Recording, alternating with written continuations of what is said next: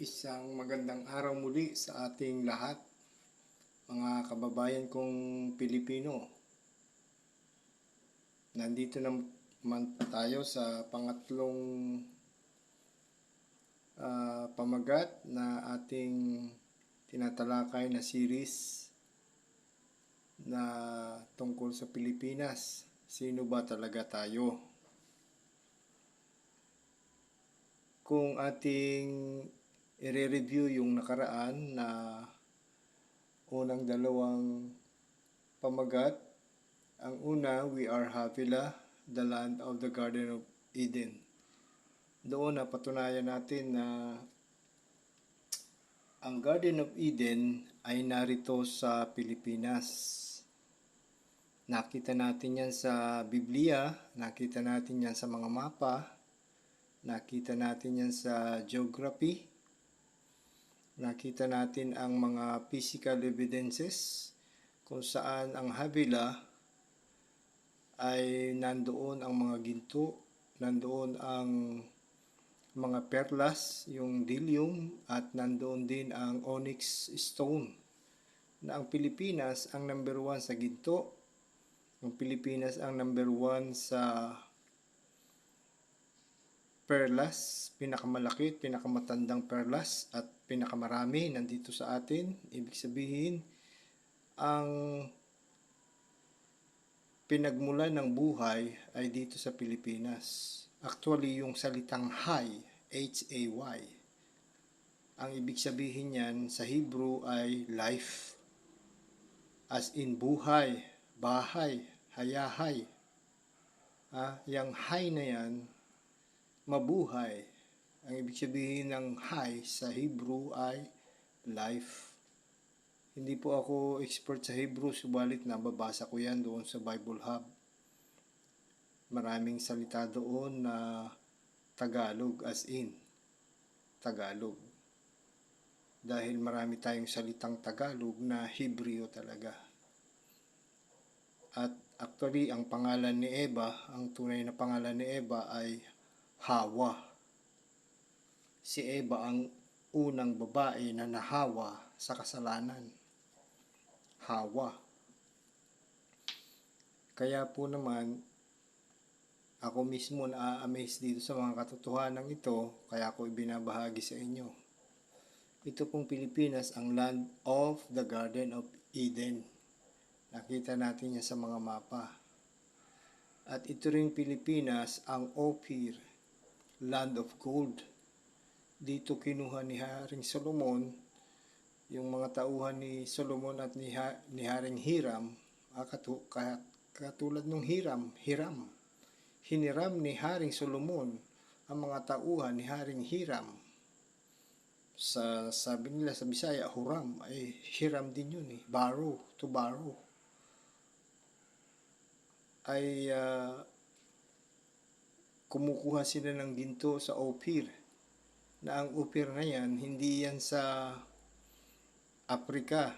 Kasi kung sa Africa yan, hindi nila kailangang magbangka isang taon ng pamamangka. Malapit lang yung Africa sa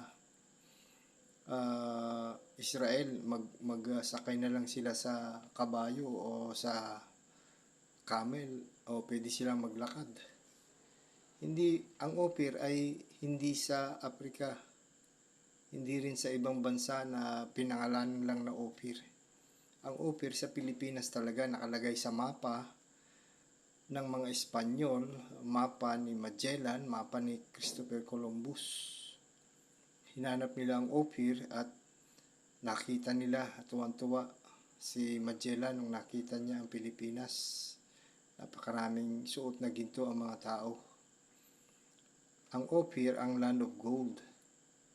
At ngayon po, ang pangatlo naman, we are Sheba, the land of the Queen of Sheba. Bakit dito tumira sa Pilipinas yung tatlo na yan? Kasi magkakapatid po yan, si Havilah, si Ophir at si Sheba.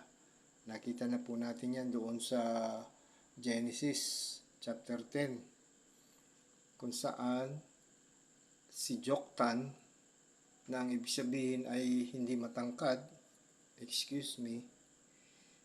ay may 13 anak na lalaki na dito sila nagtungo sa east, sabi ng Bible. From Iran, doon sila nanggaling, nagtungo sila sa east, malayo. At nakarating sila sa Pilipinas dahil alam nila dito ang Garden of Eden. At alam nila kung gaano kayaman ang Pilipinas. Kaya dito tumira iyang mga yan, si Havila, si Ophir at si Sheba. At ngayon po ay ipapakita ko sa inyo ang tungkol sa Queen of Sheba. Na ito, patutunayan ko po sa inyo na itong Sheba, ang ibig sabihin ng Sheba sa Hebrew ay 7. Number 7. At ang Sheba ay ganon din ang Cebu. 7. Region 7 ng Cebu. At ang sabi ng Bible, yung Queen of Sheba, ang tawag ni Jesus doon, Queen of the South. At ang tawag din sa Cebu, Queen of the South.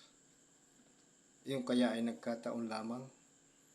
Ngayon po, patutunayan ko sa inyo na itong Sheba at Cebu ay pareho lang.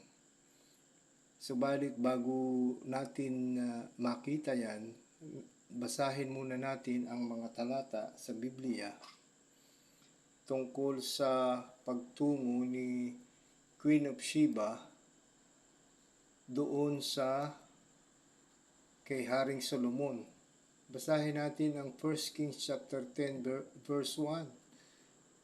And when the Queen of Sheba heard of the fame of Solomon concerning the name of the Lord, she came to prove him with hard questions. Yung Queen of Sheba, narinig niya ang kasikatan ni Haring Solomon sa sarili niyang bayan. At sino ang nagkwento noon? Siyempre, yung mga pumunta sa Ophir na mga tauhan ni Haring Solomon na nangunguha ng ginto. Kasi nga, ang Ophir at Sheba ay pareho lang Pilipinas kasi magkapatid nga si Sheba at si Ophir. At nung narinig ng Queen of Sheba ang tungkol kay Haring Solomon, nagtungo ang Queen of Sheba kay Solomon. Sumama siya sa barko, sa bangka ng mga tauhan ni Haring Solomon na nangunguha ng ginto sa Ophir. Sumama siya papunta sa Israel. And she gave the king 120 talents of gold. Napakaraming ginto na binigay ni Queen of Sheba, 1 Kings 10:10 kay Solomon. Bakit marami siya dalang ginto? Dahil ang Ophir at Sheba, pareho lang yun. Doon sa Pilipinas, maraming ginto. Napatunayan na natin yan nung nakaraang video na ang land of gold talaga ang Pilipinas. And of spices, very great store. Maraming spices. Sari-sari, mga sili, mga kung ano-ano. Dito yan sa galing sa Pilipinas. Iyang gold na yan, hindi yan galing sa Africa. Kung ang Queen of Sheba ay taga-Africa, hindi doon galing. At yung mga spices, hindi rin doon galing sa Africa. And precious stones, dito sa atin, maraming precious stones. Sari-sari, diamond, marami tayong sari-saring precious stones dito sa Pilipinas. At yung sabi niya, there came no more such abundance of spices as this which the Queen of Sheba gave to King Solomon. At marami pang dala si Haring Solomon na mga bukod doon sa spices. And King Solomon gave unto Queen of Sheba all her desire whatsoever she asked, beside that which Solomon gave her of his royal bounty. So she turned and went to her own country, she and her servants. 2 Chronicles chapter 9 verse 1, when the Queen of Sheba heard of the fame of Solomon, she came to prove Solomon with hard questions at Jerusalem, with a very great company and camels that bear spices, and gold in abundance, and precious stones.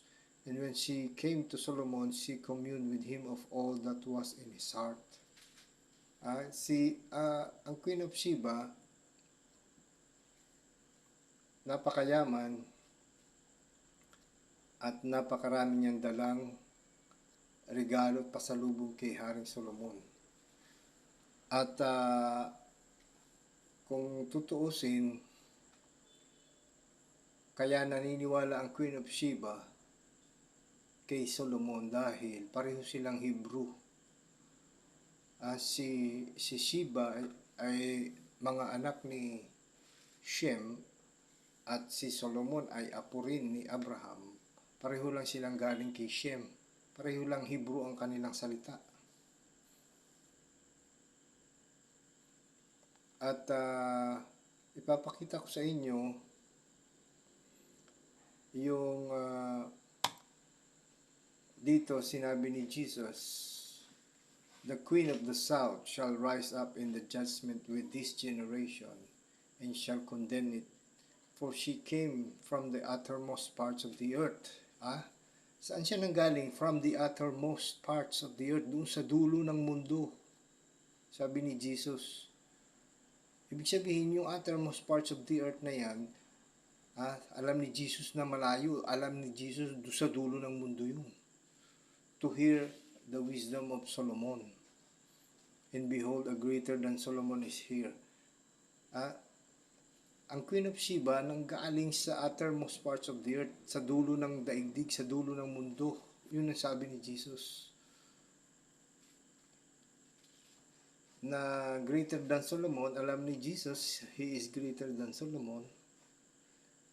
Kaya naman hahatulan ng Queen of the South yung mga taong hindi naniwala kay Jesus.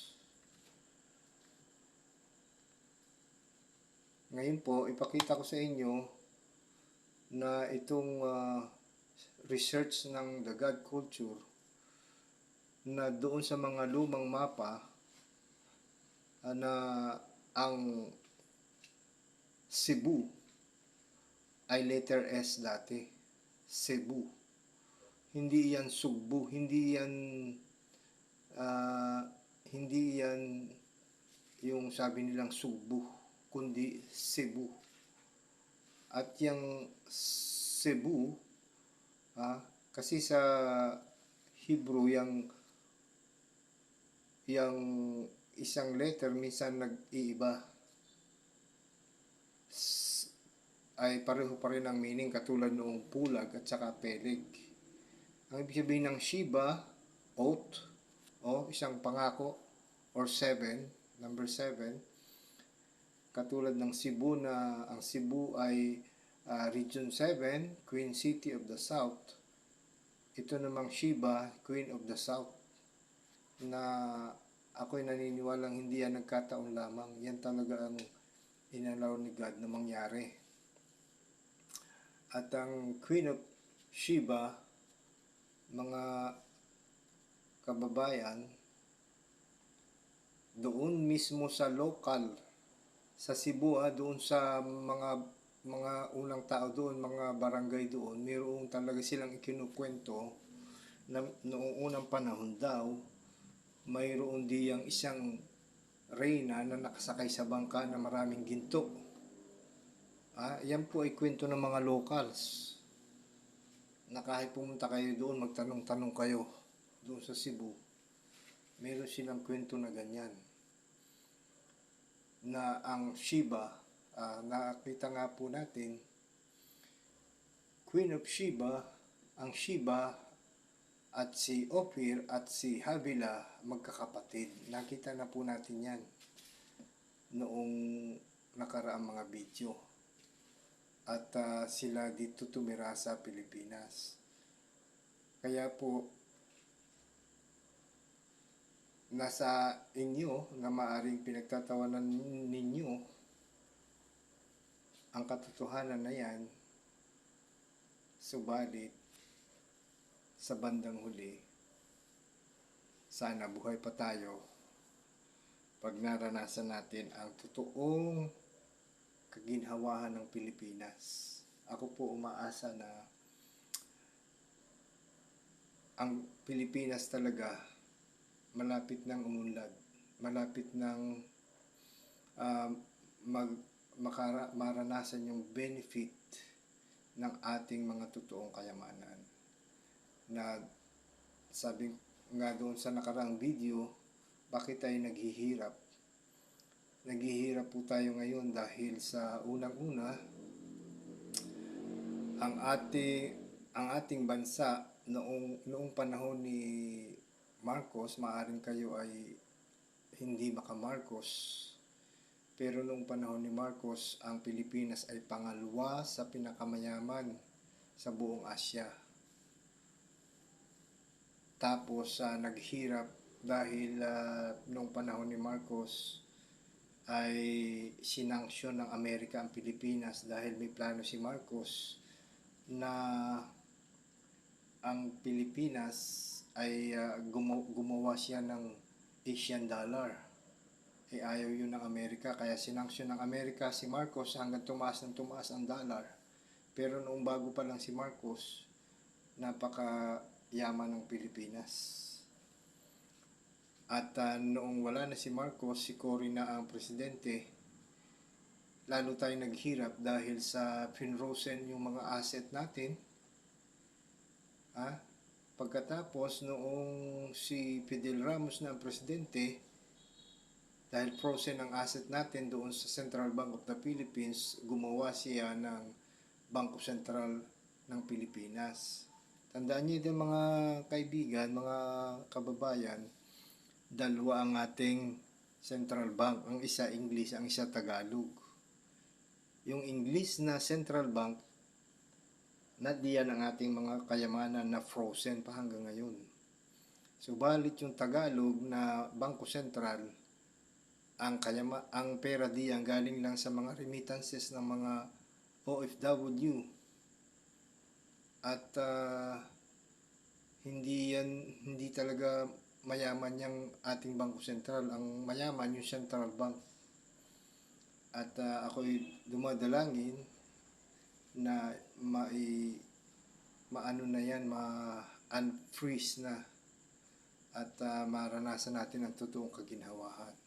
Ang isa pang dahilan kung bakit tayo naghihirap, dahil ang ating mga pinuno, lalo itong mga politiko natin, ninanakaw nila. Ibig sabihin, hindi talaga ibinibigay sa mga tao ang benepisyo ng para sa mga tao. Opo. At alam naman natin, kahit kapitan ka lang, maraming pera yan. Maraming pera. Yung pong ating congressman, 300 million pesos a year ang kaniyang budget. Lalo na yung mga senador. Kaya itong mga politiko natin nagpapatayan para makaupo sa pwesto. Kaya po kung tatanungin nyo, bakit naghihirap tayo mga Pilipino, yan ang mga dahilan. At tayo ba'y talagang mayaman? Mayaman po tayo talaga. Pero, yan, yung totoong nasa buhay natin, alam natin na tayo ay gipit ngayon. Pero umasa tayo na itututo pa rin ni God yung mga promises niya sa atin. Marami pa akong nais ipakita sa inyo katulad nitong Nara, na alam naman natin yung Nara ang ating national tree, na ito ay Hebrew din, na ang ibig sabihin, she who must be admired, admirable, wonderful, worthy of admiration, young girl. Na ito ay parang tumutukoy doon sa Queen of Sheba. Na itong Queen of Sheba, nung pumunta siya kay Haring Solomon, maaring may dala rin siyang mga kahoy na Nara. At siya rin ay may mga dala pang ibang mga galing sa Pilipinas. At ito pong sasabihin ko sa inyo, lahat ng mga dinala ng Queen of Sheba kay Haring Solomon, lahat yun matatagpuan sa Pilipinas. Opo, lahat yun. Kaya kung kayo'y maghahanap ng ibang Queen of Sheba na meron daw ganyan sa Africa, wala silang resources na ganun. Kung naalala ninyo na ang tawag sa Pilipinas ay gold, Ophir, land of gold, tingnan po ninyo itong mga talatang ito sa Psalms 45 verse 9. King's daughters were among thy honorable women. Upon thy right hand did stand the queen in gold of Ophir. Ibig sabihin, yung gold of Ophir, mayroong gold of Ophir yung queen na nasa kanang kamay niya. Ngayon po, yung gold of Ophir, yun ay tinatawag ding gold of Sheba. Tingnan natin Psalm 72 verse 15. And he shall live, and to him shall be given the gold of Sheba. Prayer also shall be made for him continually, and daily shall he be praised. Kita po nyo, interchangeably ginagamit nila yung gold of Ophir or gold of Sheba. Ibig sabihin, kung saan nanggaling yung mga gold sa Ophir, ganoon din nanggaling mga gold sa Sheba dahil pareho lang po ang pinanggalingan noon. Na yung Ophir, Sheba, dito nga kasi nga po, yung si Ophir at si Sheba magkapatid at dito sila tumira. Napatunayan naman natin na ang Ophir ay ang Pilipinas na nakasulat sa mapa ng mga Espanyol. At napatunayan din natin na si Ophir ay kapatid ni Sheba na sinabi ng Biblia. Kaya po, noong si Queen of Sheba ay nagtungo kay Solomon, doon siya nakasakay sa bangka o sa barko ng mga tauhan ni Haring Solomon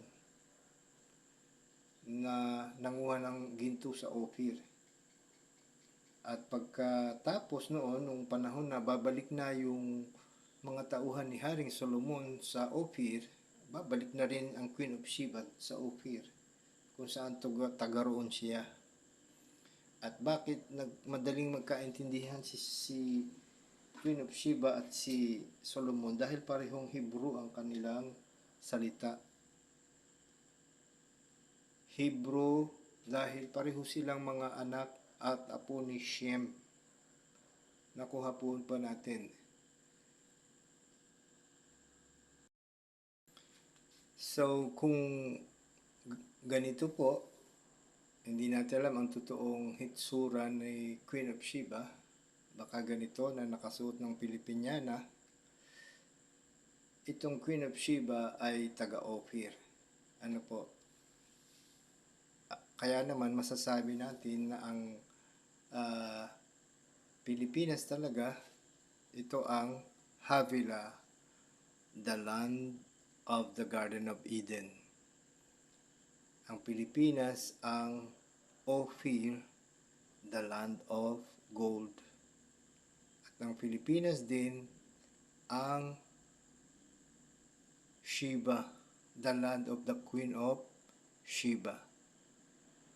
At marami pa tayong patutuo, testimony, mga proofs or evidences na ipapakita sa inyo. Kaya hanggang dito na lang muna ang ating video at nawa ibahagi ninyo ito sa iba nang sila ay matuwa at makaalam ng katotohanan at malaman natin Pilipinas, sino ba talaga tayo? Maraming salamat po sa inyo at pagpalain tayo ng Panginoon. See you sa next video. God bless.